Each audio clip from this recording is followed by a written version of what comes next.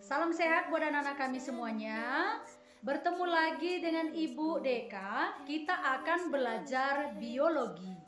Nah, sebelumnya kamu sudah mempelajari tentang sistem reproduksi manusia, baik itu pembelahan sel maupun alat-alat reproduksi pada pria dan wanita.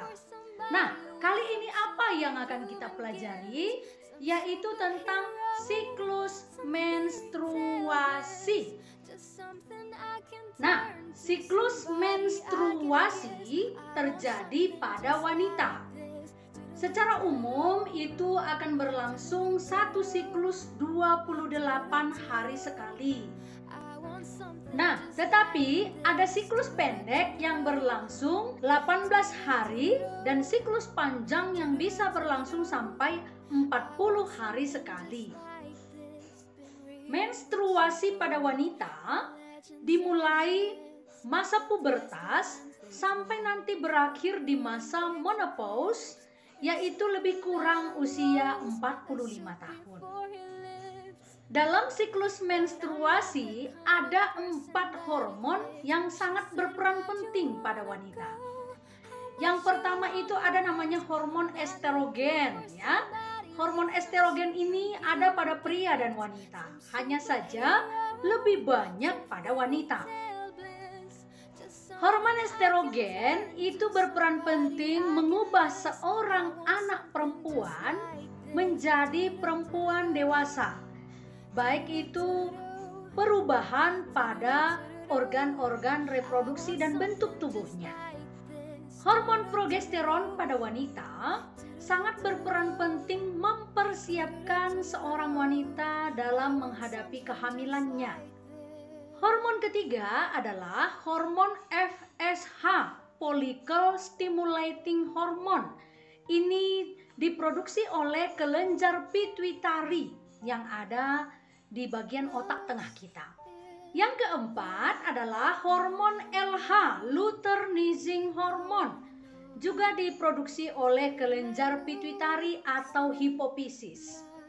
Nah, dalam satu siklus menstruasi terjadi beberapa fase sebagai berikut. 1. Fase menstruasi. Fase ini terjadi jika sel telur tidak dibuahi oleh sel sperma. Nah, hal ini akan mengakibatkan hormon estrogen dan hormon progesteron pada tubuh menurun. Menurunnya kedua hormon ini mengakibatkan luruhnya dinding rahim, sehingga terjadilah perdarahan lebih kurang 5-7 hari. Yang kedua, fase praovulasi atau folikuler. Pada fase ini hormon FSH diproduksi dalam jumlah banyak. Nah, hal ini akan mengakibatkan merangsang indung telur menghasilkan 5-20 kantong kecil yang disebut dengan folikel. Nah, folikel-folikel ini berisi sel telur. Dari 5-20 folikel yang dibentuk, hanya 1 folikel sehat yang akan matang secara sempurna menjadi sel telur. Sedangkan sisanya diserap kembali ke dalam tubuh. Seiring dengan matangnya folikel di dalam tubuh, akan mengakibatkan produksi hormon estrogen meningkat. Nah, ini akan mengakibatkan penebalan dinding rahim. Yang ketiga, fase ovulasi atau lepasnya sel telur dari folikel. Jadi, proses lepasnya sel telur dari folikel disebut dengan fase ovulasi. Ini sangat penting, ya. Tingginya kadar estrogen yang dihasilkan akan menekan hormon FSH sehingga jumlahnya semakin menurun. Nah, hal ini memicu kelenjar pituitari menghasilkan hormon LH atau luteinizing hormone. Adanya hormon LH akan mematangkan folikel folikel tadi. Sehingga kalau sudah matang akan dilepas. Nah, inilah tadi yang kita sebut dengan ovulasi.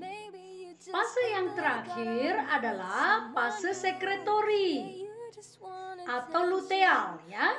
Pada fase ini hormon progesteron dan estrogen terus meningkat. Hal ini mengakibatkan dinding rahim semakin lama semakin tebal, terus semakin tebal. Nah, pada hari ke-28 sejak haid pertama, jika sel telur yang sudah dilepas tadi pada fase ovulasi tidak dibuahi, maka akan kembali ke fase 1, di mana seluruh dinding rahim yang sudah tebal akan luruh kembali karena hormon progesteron dan estrogen pada hari ke-28 jika tidak terjadi pembuahan terhadap sel telur akan menurun kembali. Nah, seperti yang dibahas pada fase 1, jika kedua hormon ini menurun, maka terjadilah peluruhan dinding rahim yang disertai dengan perdarahan dan keluarnya lendir ya. Nah, itulah siklus menstruasi pada wanita. Tanda-tanda kamu akan mengalami haid itu bisa kamu lihat pada gambar ini. Oke, sekarang untuk kuis. Perhatikan kuisnya, kerjakan dengan baik anak-anak ibu ya. Semangat!